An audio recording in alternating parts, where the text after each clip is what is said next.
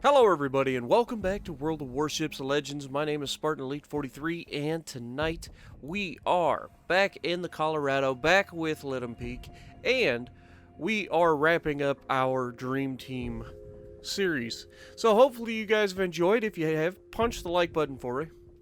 Let us know in the comments below what you guys have thought about the teamwork, and if you guys want to see more of this in the future, but maybe with the game chat or the party chat going on so that you can hear what we're saying back and forth to each other during these fun matches. And if so, we will try to make that happen because I did enjoy it, that's for sure. Now, we are back in the Colorado, obviously. He is still in the shores because this was an amazing combination that seemed to work on almost every single map. So, what are we going to do? Now, first of all, on this map, as we've already talked about, usually what happens is I like to go to the weak side. And this is for two reasons. One, because I know I can usually take the weak side. And two, it allows the Colorado to be in a nasty crossfire position. And that's what you're going to get showcased in this one. This one's going to be kind of an intense little match because you're going to get a nice crossfire opportunity. And then you're going to get a lot of action going on. It's going to be fun. So hopefully you guys are ready. We are going to make this happen. Now, the first thing you're going to notice is we're not alone. The team has kind of decided that they need to come with us, which is not preferable. This is, again, what I try to like do is me and Peak can go to the weak side and hope the rest of the team goes the other way, and that allows us to have both sides of the map pretty well secured. But yeah, we're going to get a little more help than we wanted over here. And there's not a whole lot I can do about that. All we can do from there is to do the best we can to help the team by getting as much crossfire as possible. Now, they're already capturing A, which means that they have a destroyer there. There's no ifs, ands, or buts. It's either a destroyer or it's a cruiser that has gotten into the base because they spawned right next to it. But we've already started contesting it, and sure enough, it's a shores. So just because it's a shores, we go ahead, we get the shot right through the gap. Are we going to hit the shot? Wait for it. Pow! Just nails him. 2 citadels, and down he goes that quick. That guy thought he was doing something right, found out he was wrong all along. That little gap in the mountain, and this is what I'm talking about, the crossfires. Look at this Colorado completely giving up the side of his ship. And we're angled slightly, so I'm not too worried about getting hit back, and you can see it really didn't do anything to us. Completely missed us.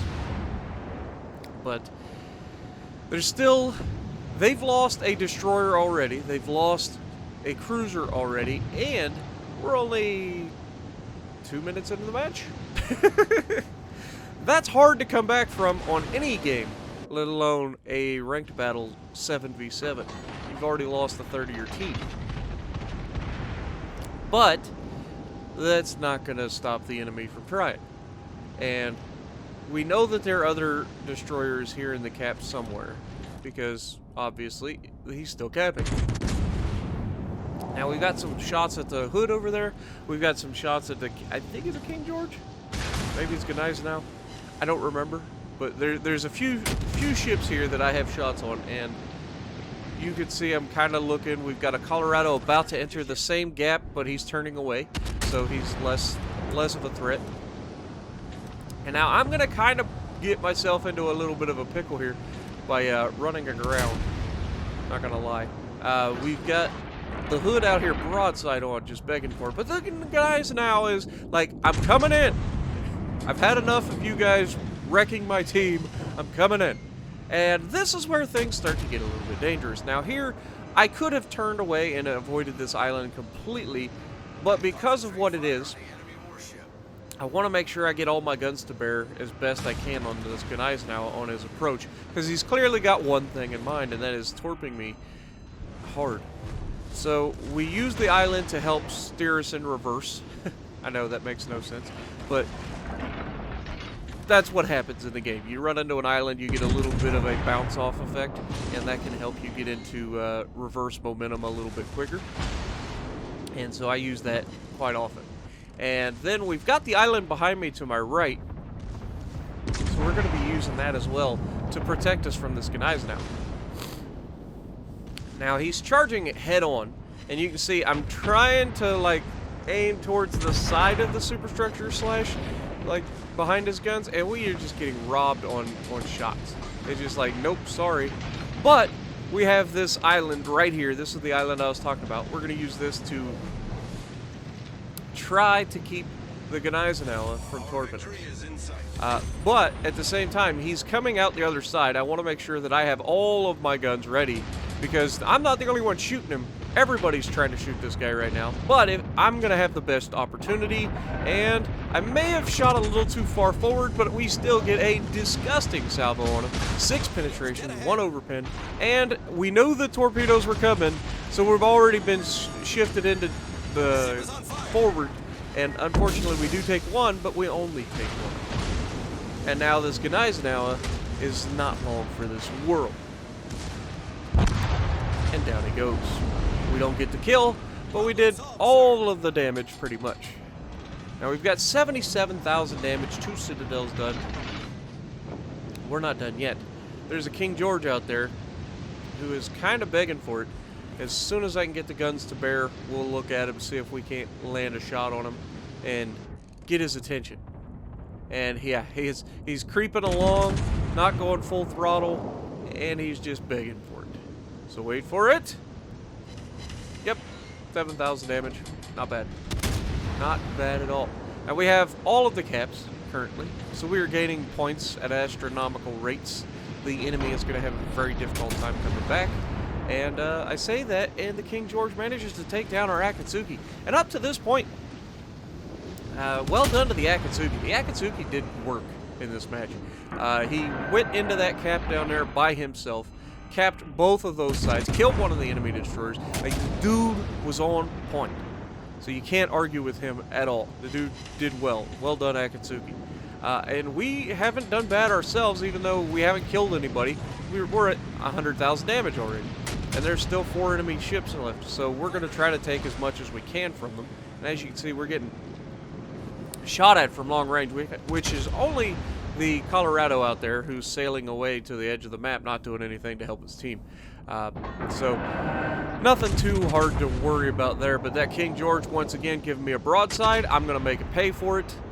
And we get a nice 9,200 damage, maybe 10,000, 11,000 damage out of that. So we're up to 107,000 damage. And this is the main reason that I like to come down to this side in the Colorado, is because of these crossfire opportunities. This position is deadly because the enemy cannot do anything. They're trying to cap the circle down there, and we are just absolutely hammering them. Now, we had just reset the King George, and so now we're shooting at the hood, and we're going to get some more resets on the hood. Getting 3 good hits on them. So being able to put yourself in a position where you got good crossfires that you can make the enemy pay is huge in a battleship. It's really, really important. If you're constantly at maximum range and you're only able to shoot one alley, you are not doing as much for your team as you think you are. Just by surviving and only shooting 1 or 2 ships, that's not going to cut it. So, especially in ranked battles. So what I like to try to do is put myself in a position to affect as many people as possible on all of the flanks. And it doesn't always work out, because you do tend to be focused quite a bit. And I believe I averaged over 1 million damage, potential damage received, or whatever you want to call it, during the ranked battles. I think it was 1.02, so almost 1.1 million, or not quite 1.1 million damage received during each battle. So you got to put yourself in a position to take damage, because number one, that is a battleship's job. That's why you have heals. That's why you are always lit up. You need to be able to take damage. But you also need to be able to dish out those ginormous paddlings. And 115,000 damage, top of the leaderboard, 2,300 base XP. Not too shabby. So if you like what I'm doing, punch the like button, leave a comment below, subscribe to the channel if you haven't already, and as always, I will see you in the next video.